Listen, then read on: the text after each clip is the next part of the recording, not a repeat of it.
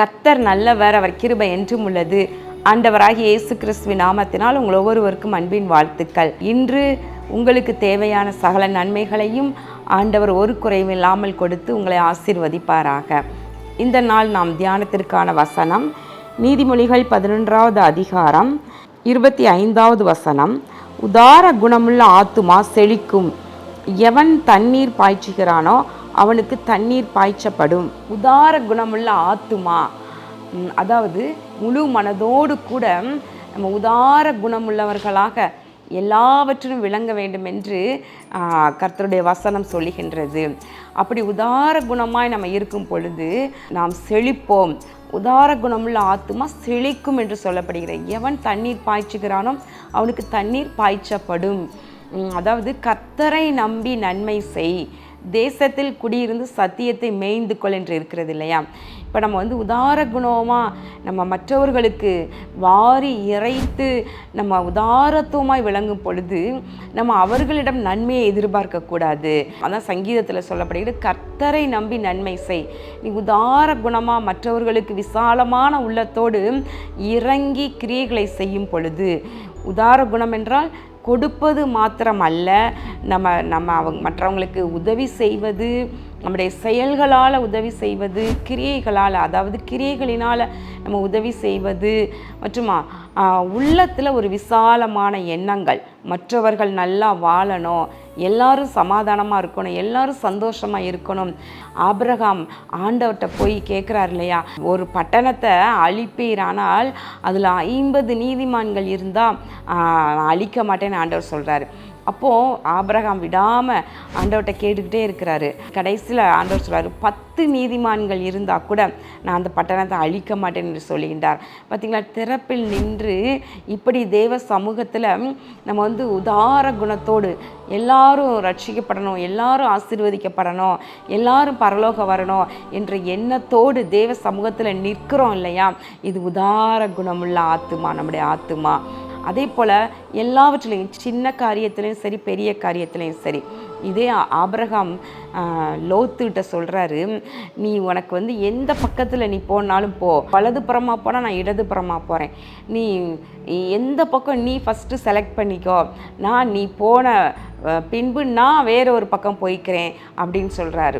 லோத்து கண்களுக்கு குளுமையான பச்சையான பகுதியை தெரிவு செய்து தன் குடும்பத்தையும் மந்தைகளையும் மேய்ப்பர்களையும் அழைத்து கொண்டு அங்கே போகிறத பார்க்குறான். ஆபிரகாம் அவருக்கு உதார குணமாக இருக்கிறதுனால லோத்துக்கு விட்டு கொடுக்குறாரு. அவன் வாழட்டும், அவன் போய் நாங்கள் நல்லா இருக்கட்டும், நான் எப்படியாவது நான் வாழ்ந்து கொள்வேன், கர்த்தர் எனக்கு உதவி செய்வார் என்கிற உதார குணம். கர்த்தரை நம்பி நன்மை செய்வது. ஒருவருக்கு தண்ணீர் பாய்ச்சுனா நமக்கு தண்ணீர் பாய்ச்சப்படும். ஒருவேளை அவங்களே திரும்ப நமக்கு கொடுப்பாங்க அப்படின்னு எண்ணக்கூடாது. மழையை பெய்ய பண்ணுகிறவர் கர்த்தர் இல்லையா? தாவரங்கள் வளருவதற்கு, பயிர் வகைகளை கொடுப்பதற்கு வானத்திலிருந்து கர்த்தர் மழையை பொழிய பண்ணுகின்றார். நல்லோர் மேலும் தீயோர் மேலும் சூரியனை உதிக்க பண்ணி நல்லோர் மேலும் தீயோர் மேலும் மழையை பெய்ய பண்ணுகிற கர்த்தர். பிரியமானவர்களே, நாம் மற்றவங்களுக்கு தண்ணீர் பாய்ச்சுனா அவர் நமக்கு தண்ணீர் நிச்சயமாய் பாய்ச்சுவார். எல்லாவற்றிலும் ஒரு கஞ்சத்தனமாக இருந்து அதிலேயே கணக்கு பார்த்து வாழ்நாளெல்லாம் ஓடிட்டுருக்கிறவங்க உண்டு. கடைசியில் அந்த உலகத்தை விட்டு போகும்போது எவ்வளோ கஞ்சத்தனம் பண்ணி பிசினித்தனம் பண்ணி சேர்த்து வைத்ததை யாருமே எடுத்துக்கொண்டு போக முடியாது. தாயின் வயிற்றிலேருந்து வரும் பொழுது ஒன்றையும் கொண்டு வரலை. ஆனால் அந்த உலகத்தில் வாழும் பொழுது மாத்திரம் நம்ம திரும்ப போகும் பொழுது எதை கொண்டு போகிறோங்கிற எண்ணமே இல்லாமல் அதை சேர்க்கணும் இதை சேர்க்கணும் என்று அப்படியே ஒரு பைசாவையும் கணக்கு பார்த்து செலவு பண்ணி ஓடுகிற ஒரு கூட்டம் உண்டு. நீங்கள் அந்த கூட்டத்தில் சேராதீங்க. உதார குணமுள்ள ஆத்துமாவாக இருங்க. நம்ம மக்கள் என்ன பண்ணுவாங்கன்னா, காய்கறிக்காரங்க வீட்டுக்கு வாசலில் விற்க வர்றவங்ககிட்ட, கத்திரிக்காய் வெண்டைக்காய் வாங்குறவங்க கிட்ட ₹1 ₹2 குறைச்சி பேசி அதில் மிச்சம் பண்ணி அழகாக சந்தோஷத்தோடு வாங்கிட்டு வீட்டுக்குள்ளே வருவாங்க. அதே நேரத்தில் மற்ற கடையில் போய் துணி மணிகள் எடுக்க போகும் பொழுது இதான் லேட்டஸ்ட்டாக வந்திருக்கிற டிசைன் அப்படின்னு சொன்ன உடனே அது எவ்வளோ ரூபா கூட ஆனாலும் அதில் வந்து காசு கணக்கே பார்க்காம கொடுத்து வாங்குற அவங்க இருப்பாங்க. இப்போ பாருங்களேன், அப்போ அந்த அந்த கத்திரிக்காய் வெண்டைக்காய் விற்கிறவங்க ₹1 கூட வாங்கிட்டு போனால் என்ன, அவங்க பாவம் சுமந்து அலைஞ்சி திரிஞ்சு தோட்டத்தில் பறித்து வெயிலில் நின்று காய்களை பறித்து கொண்டு வந்து நம்ம வீடு தேடி வந்து கொடுக்குறாங்களே, அவங்க கேட்ட விலையை விட ஏன் குறைச்சி கொடுக்கணும்னு என்னன்னோ, அவங்க ₹10 சொன்னால் நீங்கள் ₹11 நீங்கள் சேர்த்து கொடுங்க. அவங்க உள்ள மனதார அவங்கள வாழ்த்தோம். அப்போது உங்கள் ஆத்துமா செழிக்கும். பிரியமானவர்களே, கர்த்தருக்கு கொடுப்பதாக இருந்தாலும் சரி, மற்றவர்களுக்கு செய்வதாக இருந்தாலும் சரி, கணக்கு பார்க்காதீங்க.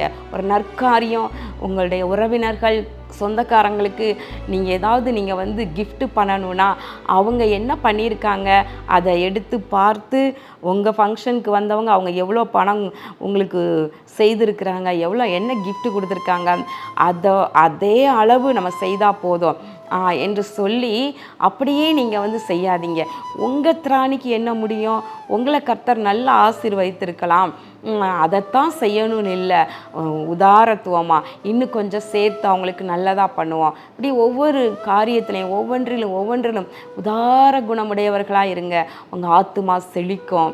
எங்களுக்கு திருமணமான உடனே என்னுடைய அத்தை, அதாவது சகோதரன் அவர்களுடைய தாயார் என்னை பார்த்து சொன்ன ஒரு காரியம், என் மகன் ஆலனிடம் இன்றைக்கு இவ்வளவு ஒரு பெரிய தொகை சொல்லி அவ்வளோ பணம் கையில் கொண்டு வந்து கொடுத்தாலும் கூட மறுநாள் அவனிடம் கேட்கும் பொழுது எல்லாம் செலவாயிருக்கும். என்ன அப்படின்னா, இது அந்த அங்கிள் பாவம், அந்த ஆண்டி பாவம், அந்த ஊழியக்காரர் பாவம் என்று சொல்லி யாரெல்லாம் கஷ்டப்படுறாங்களோ எல்லாருக்கும் கொண்டு போய் கொடுத்து காலி பண்ணிடுவான். கன்வென்ஷன் கூட்டங்கள் ஊழியங்களுக்கு போயிட்டு திரும்பி வரும் பொழுது பார்த்தா கையில் உள்ள வாட்ச் காணா போயிருக்கோம்.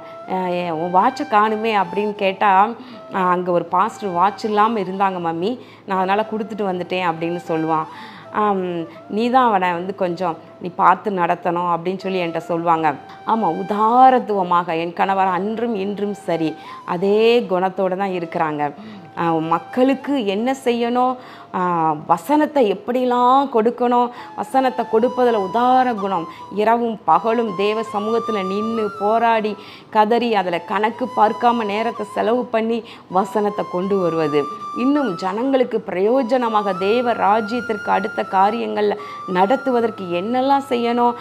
சென்னை ஆசீர்வாத திருச்சபையில் 3 மணி நேரம் உட்கார்ந்து ஆராதனை செய்து ஆலய ஆராதனையில் அட்டன் பண்ணிட்டு போகிறவங்க போகும் பொழுது பசியோடு போகக்கூடாது என்று சொல்லி அவர்களுக்கு இன்றும் உணவு கொடுத்து அனுப்புவது, இப்படி எல்லா வகையிலும் உதார குணத்தோடு என் கணவர் இருப்பதை பார்த்து நான் சந்தோஷப்படுகின்றேன்.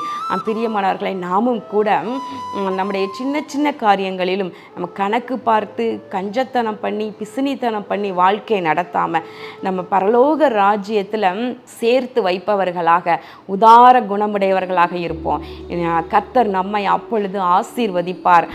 நமக்கு தண்ணீர் பாய்ச்சப்படும். இயேசு மகாராஜா சொல்றார், கொடுங்கள் அப்பொழுது உங்களுக்கு கொடுக்கப்படும் என்று சொல்லுகின்றார். அப்போ எவன் தண்ணீர் பாய்ச்சுகிறானோ அவனுக்கு தண்ணீர் பாய்ச்சப்படும்.